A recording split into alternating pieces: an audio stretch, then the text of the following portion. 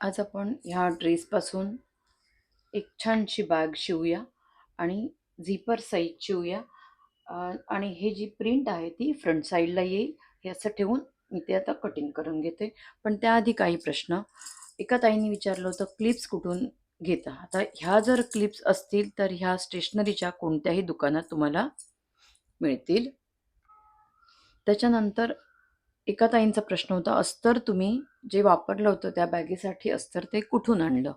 तर ते मी भायखळ्याला एक पारस स्टोअर म्हणून दुकान आहे, तुम्ही गुगल सर्च करू शकता, तिथून मी ते अस्तर आणलं आहे. तर जर तुम्हाला ते अस्तर आवडलं असेल तर त्या दुकानातून तुम्ही घेऊ शकता. खूप वेगवेगळ्या प्रकारचे अस्तरं आणि कापडसुद्धा तुम्हाला तिथे मिळेल. आणि सायनला सुद्धा बॅगेचं मटेरियल मिळण्याची दुकानं आहेत, तिथे सुद्धा तुम्ही सामान आणू शकता. त्याच्यानंतर जी मी काल बॅग बनवली होती त्याला मी पेपर कॅनव्हास जोडला नव्हता. पेपर कॅनव्हासपेक्षाही हा पातळ कॅनव्हास आहे आणि त्याच्या एका बाजूला ही अशी डॉट डॉट सारखी डिझाईन आहे आणि हा स्टिकसुद्धा पटकन होतो इस्त्री केल्यावर. आणि ही डिझाईन कपड्याच्या मागच्या बाजूला ठेवून इस्त्री केली की पटकन हा कॅनव्हास कपड्याला चिकटतो. त्याच्यामुळे मला पेपर कॅनव्हासपेक्षाही हा कॅनव्हास खूप आवडला, कारण तो सॉफ्ट आहे आणि पटकन चिकटतो. आणि त्याच्यानंतर हे लावल्यानंतर तुम्ही फोम लावून क्विल्ट करू शकता.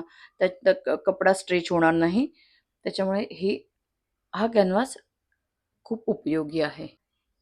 इथेही मी चारही बाजूला ओळी आखून घेतल्यात, स्ट्रेट कपडा करून घेतला आणि त्याच्यानंतर हे मी फ्रंट आणि बॅकसाठी 2 पीस असे कट करून घेते. आता हे कापड थोडंसं सॉफ्ट आहे म्हणून मी ह्याच्या मागे हा कॅनव्हास आहे तो जोडून घेणार, प्रेस करून असं ठेवून त्याच्यावर हे असं ठेवून आधी प्रेस करून जोडून घेते. आता हे जोडल्यानंतर जर असेल तर रबर शीट किंवा फोमसुद्धा याच्या मागे जोडू शकता. आता मी इथे हा कॅनव्हास प्रेस करून जोडून घेतला आहे.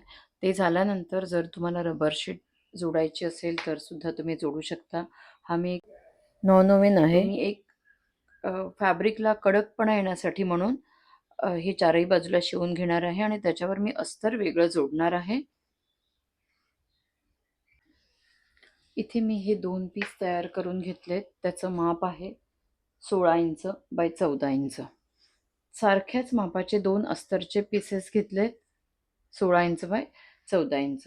इथून 2 इंच, इथून 2 इंच असंच ह्या दोन्ही पीसवर मार्क करून घेतलं आणि आता हे अस्तर जोडलंय त्याच्यामुळे ह्या मार्किंगच्या आतमध्ये शिलाई करून घेते. म्हणजे हे कट केल्यानंतर हे फॅब्रिक आणि हा पीस सेपरेट होणार नाही. हा एक फॅब्रिकचा पीस घेतला 8 इंच बाय 15 इंच आणि हे 8 इंच आहे म्हणून ही झिपर 7 इंच घेतली, रनर घातला आणि 1.5 इंच बाय 1.5 इंचाचे 2 पीस घेतले. रनर घातल्यानंतर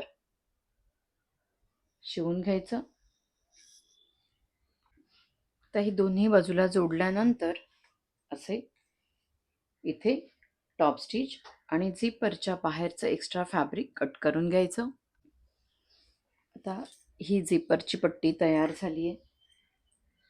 रनरची साईड अशी ठेवून ही कपड्याची सरळ बाजू आहे. त्याला ही 15 इंच बाय 8 इंच हे फॅब्रिक दोन्ही बाजूला एक्स्ट्रा जे फॅब्रिक आहे ते सारखं सोडायचं किंवा सेंटरचं मार्क करायचं, शिवून घ्यायचं. तर इथे शिवून झाल्यानंतर ही शिलाई खालच्या बाजूला आणि इथे टॉप स्टिच. आता हे फॅब्रिकच्या बाहेर झिपरची एक्स्ट्रा पट्टी आली आहे ती कट करून घ्यायची आणि ही दुसरी बाजू इथे जोडून घ्यायची. आता इथे शिवून झाल्यानंतर हे असं शिवून घेतलं त्याच्यानंतर हे फॅब्रिक आहे ते ह्या झिपरच्या पट्टीपर्यंत हे असं वर फोल्ड करायचं. इथून सुद्धा हे असं इथे आणि रनरची साईड ही अशीच ठेवायची. असं वर दोन्ही बाजूने फोल्ड केलं, रनरची साईड अशी आणि ही फोल्ड केलेलीच बाजू इथून इथे शिवून घ्यायची. इथून इथे शिवून घ्यायची. आता इथे शिवून घेतलं. हा फोल्ड असा येईल दोन्ही बाजूने. आता हे झाल्यानंतर इथून सरळ बाजूला करायचं. आता हा फोल्ड केल्यामुळे ही पट्टी वर अशी छान अशी दिसेल. त्याच्यानंतर इथे एक शिलाई करायची आणि या झिपरच्या वरती एक शिलाई करायची. इथे 2 शिलाई केल्या. इतकं सुंदर पॉकेट तयार झालंय. आता हे 2 अस्तरचे पीसेस आहेत. त्यातला एक अस्तरचा पीस घ्यायचा, ही सरळ बाजू सेंटर मार्क करायचा. ही 14 इंचाची त्याची उंची आहे आणि ही 16 इंच आहे. हा पीस असा घ्यायचा. इथे सेंटरचं मार्क केलं, इथे सुद्धा सेंटरचं मार्क केलं. वरून 2 किंवा 2.5 इंच सोडायचं. 2.5 इंच घेतलं आणि हे इथे इथून इथे जोडायचं, म्हणजे एक पॉकेट होईल आणि इथलं एक पॉकेट होईल. इथे हे पॉकेट जोडून घेतलं. आता ते जोडल्यामुळे हे एक झिपरचं पॉकेट तयार झालं आणि एक सिंपल पॉकेट.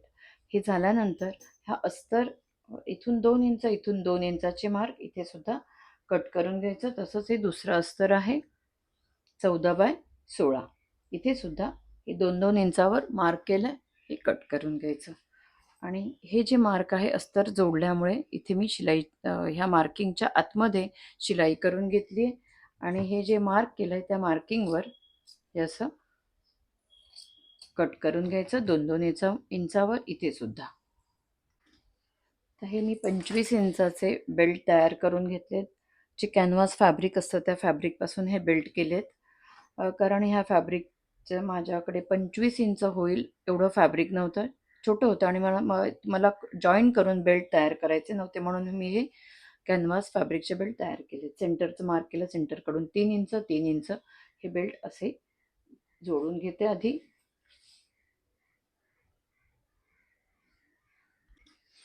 आता इथे ही 16 इंचाची झिपर बेल्ट जोडून झाल्यानंतर झिपची सरळ बाजू फॅब्रिकच्या सरळ बाजूवर ठेवायची आणि एका अस्तरवर झिपर जोडली आहे.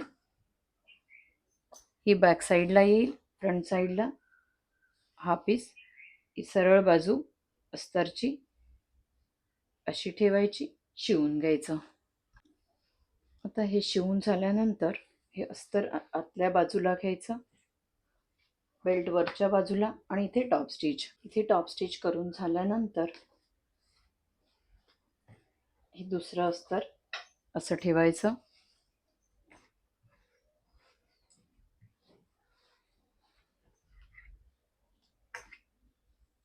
अशी बॅक साईड किंवा झिपर सेपरेट सुद्धा करू शकता.